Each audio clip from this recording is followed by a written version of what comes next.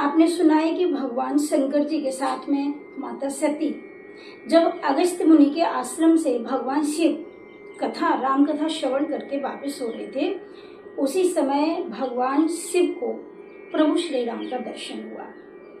दंडिकारण्य में भगवान श्री राम अपनी जानकी जी को खोज रहे थे। हागुन खान जानकी सीता, रूप शीलवत नेम पुनीता, लक्ष्मण समझाए बहुमाती, पूछत चले लता तुरमाती।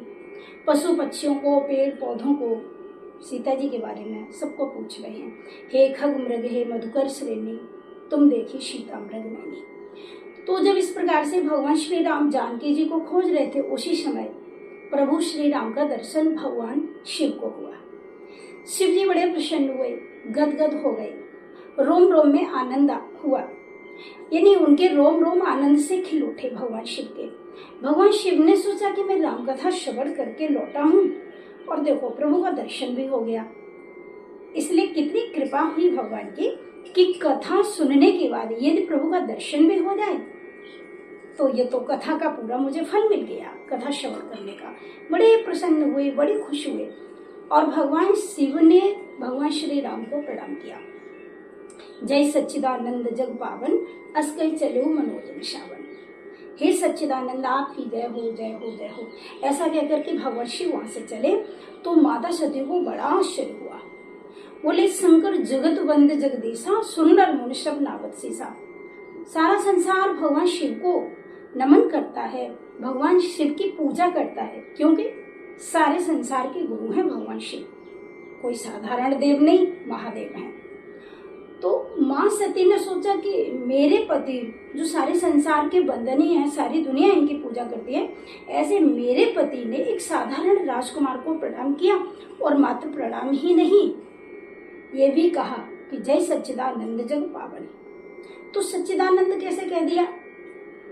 जब सती ने भगवान शिव को पूछा तो भगवान शिव ने कहा ये मेरे इष्ट देव हैं और ऐसे ऐसे जानकी जी खो गई हैं, उनको ढूंढ रहे हैं, मुझे दर्शन हुआ, तुम भी प्रणाम कर लो।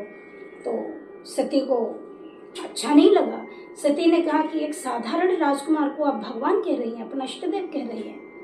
प्रभु ऐसा कैसे हो सकता है? ये आपके इष्ट देव कैसे हो सकते हैं? और आपने जो इनको सच्चिदानंद कहा तो ये सच्चिदानंद भी नहीं है। क्यों? सत्य चित आनंद, इसी का नाम है सच्चिदानंद।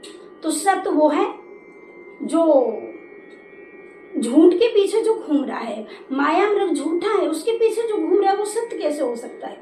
दूसरी बात, चित्त जो स्वयं प्रकाश स्वरूप है, सबको प्रकाश देने वाला है, तो ये चित्त भी नहीं है, क्योंकि ये जानकी जी को ढूंढ रहे हैं, खोज रहे हैं कहाँ है।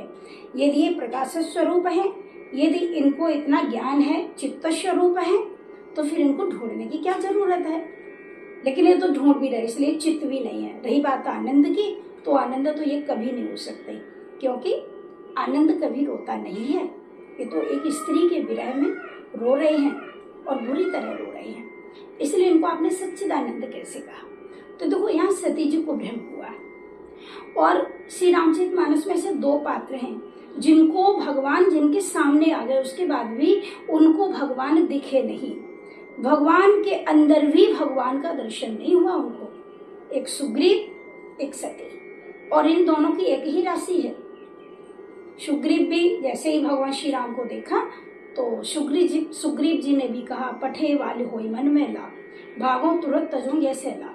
साक्षात ब्रह्म का दर्शन करने के बाद भी भयभीत हो जाता है, जबकि ब्रह्म दर्शन करने के बाद भय मुक्त हो जाना चाहिए, लेकिन वो डरता है, कहता है मैं छोड़ जाऊं इस पर्वत को, भाग जाऊं। पठे वाली होई मन मेला, भागो तुरंत तजो ये सैला।